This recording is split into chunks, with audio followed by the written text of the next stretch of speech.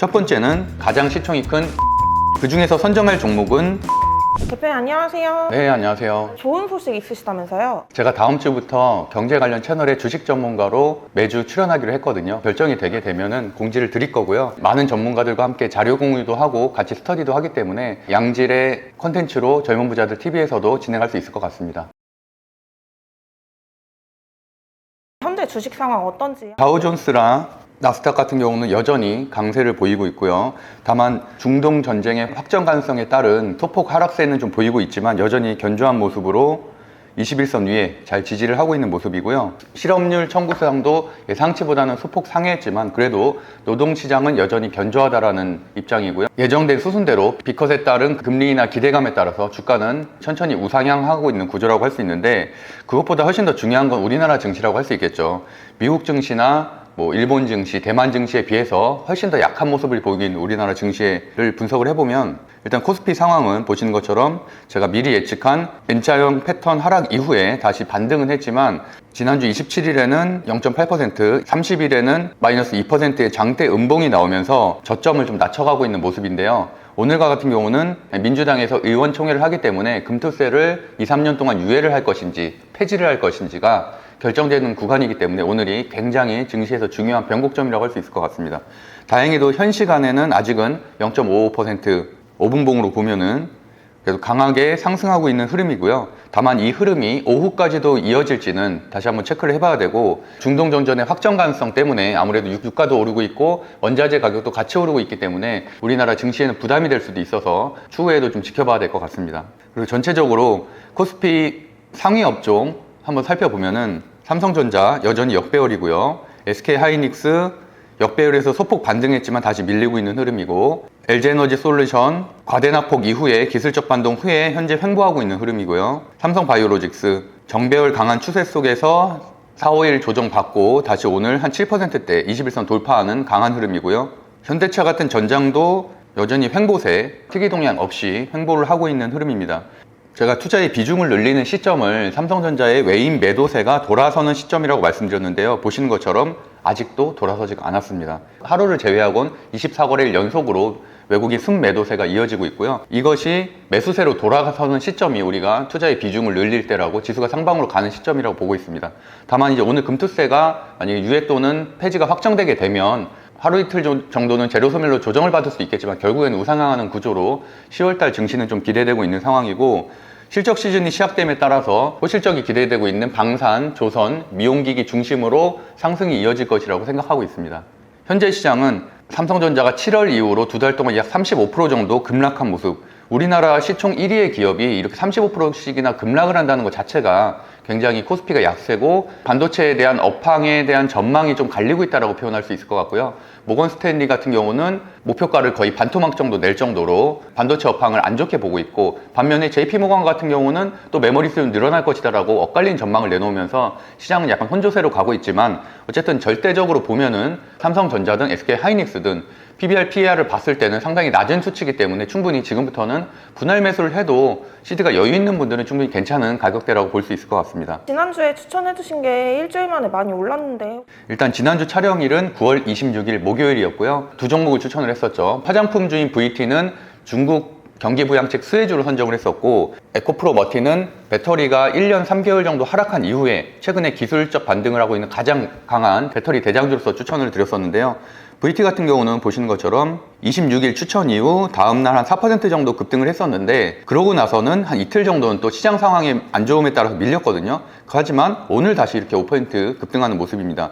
VT는 제가 선정 당시에도 실적주라고 말씀드렸었고, 재무제표를 살펴봐도 3년 연속 매출액 상승, 3년 연속 영업이익 상승, 그리고 특히나 23년도 영업이익이 455억 원인데 24년도 추정치가 1167억 원이거든요. 거기다 또 이번에 분기 실적 발표에서도 어닝 서프라이즈가 나올 가능성도 있기 때문에 역시나 이런 실적주들은 분명히 하락할 때 분할 매수로 모아가야 된다. 특히나 지지를 확인하고 모아가면은 반드시 수익이 난다는 말씀을 다시 한번 드리고 싶고요. 에코프로 머티 같은 경우는 26일 선정 이후에 다음날에도 3% 상승, 다음날에도 고가는 10%로 약 14% 이틀 만에 급등하는 굉장히 강한 흐름을 보이고 있고, 그러면서도 9월 30일에 종가를 깨지 않는 강한 흐름을 보이고 있기 때문에 배터리 중에서는 가장 대장주라고 표현할 수 있을 것 같습니다. 이런 매매법은 혼자서는 알 수 없고 이제 약간 강의를 들어야 매매법을 이해할 수 있잖아요.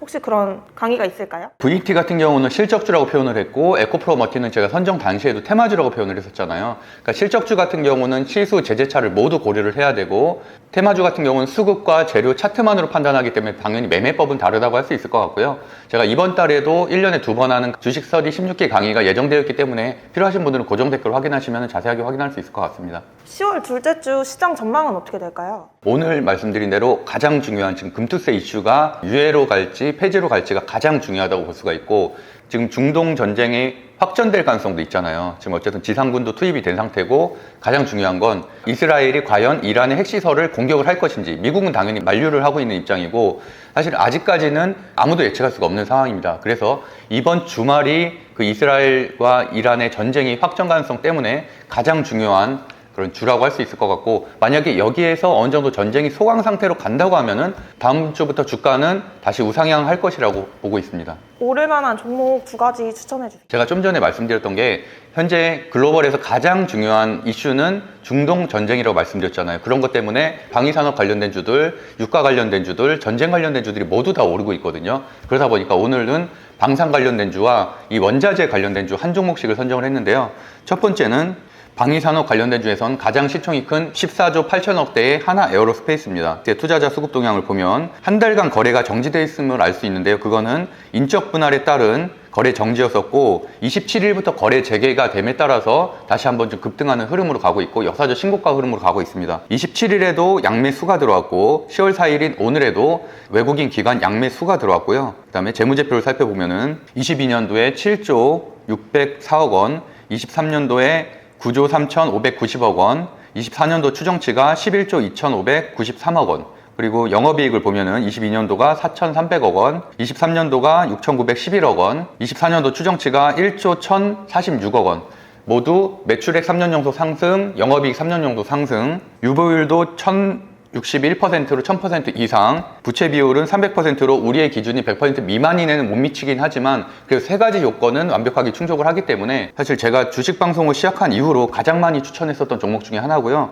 21년도 4만원대에서 현재 34만원까지 약 8배 정도 지속적으로 우상향하고 있는 실적주의 대표적인 종목이라고 할 수 있을 것 같습니다. 그리고 하나 더 분석해야 될 것은 방산주 섹터인데 방산주 섹터에서는 보시면은 하나에로스페이스, 그 다음에 두 번째로는 LRG 넥선이라는 종목이 있고요. 그 다음에 현대로템이라는 종목까지도 주목을 해야 되는데 물론 하나에로스페이스가 대장주로서의 가장 강한 차트를 보이고 있는 반면에 LRG 넥선 같은 경우는 현재 고점 대비해서 한 20% 정도 조정을 받고 다시 한번 신고가 흐름으로 가고 있는, 여기도 마찬가지로 재무제표를 보시면은 3년 연속 매출액 상승, 영업이익 상승의 실적주라고 할 수가 있을 것 같고 현대로템과 같은 경우도 마찬가지로 3년 연속 매출액 상승, 영업이익 상승. 중요한 거는 시총 14조 8천억 원의 하나에로스페이스, 시총 6조 1천억 원대의 현대로템, 시총 4조 8천억 원대의 LRG 넥선, 세 종목 다 실적주 흐름으로 방산주를 이끌고 있다는 게 핵심이고요. 제가 항상 주식의 종목을 선정할 때 있어서는 업종이 가장 중요하다는 말씀을 드리고 있잖아요. 마찬가지로 방산주의 시총 상위 세 종목 모두가 매출이 꾸준하게 상승하고 있는 구조이기 때문에 그 방산주 업종들은 하락하게 되더라도 반드시 분할 매수를 해 모아가면은 좋은 수익을 낼 수 있습니다. 그리고 두 번째로 전쟁이 발생하게 되면 원자재 가격이 좀 오르기 마련인데요. 오늘은 특히나 구리 관련된 주들이 좀 움직이고 있는데 구리 가격이라고 이렇게 네이버에 쳐보시면은 인베스팅닷컴에서 이제 구리 가격을 조회할 수가 있습니다.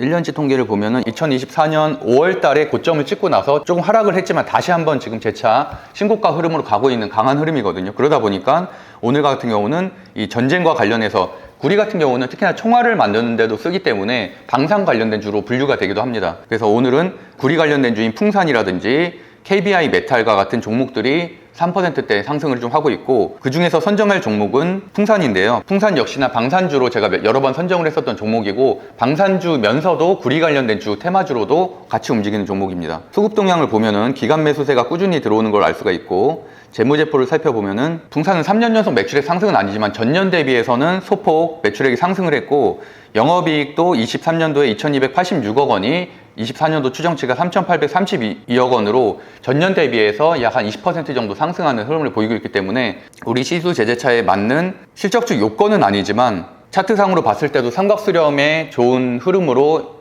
이평선 수렴을 거치고 있는 과정이고 매출도 상승하고 있고 이런 구리 가격 상승이라는 재료까지도 붙었기 때문에 테마주 치고서도 좀 안정된 테마주로서 접근하기에 충분히 좋은 종목이라고 보고 있습니다. 그럼 남은 10월 어떻게 보고 계시는지? 지수는 7월 달부터 사실 9월 달까지 굉장히 힘든 구간이었습니다. 가장 큰 이유는 당연히 금투세 문제라고 할 수 있을 것 같고요. 다만 오늘 그 금투세 문제가 일단락 되는 시점이기 때문에 당연히 저는 3달 전부터 금투세 이슈만 해결된다게 되면은 우리나라 지수가 2700, 800까지도 갈 수 있을 것이라고 예측을 드렸었는데 그 오늘이 그 변곡점이고 가장 중요한 날이라고 할 수 있을 것 같습니다. 어쨌든 이 문제가 잘 해결이 되고 중동 전쟁이 소강 상태로 접어들어서 10월 달에는 모든 투자자가 잘 수익을 내는 좋은 시장으로 가기를 바라겠습니다. 감사합니다.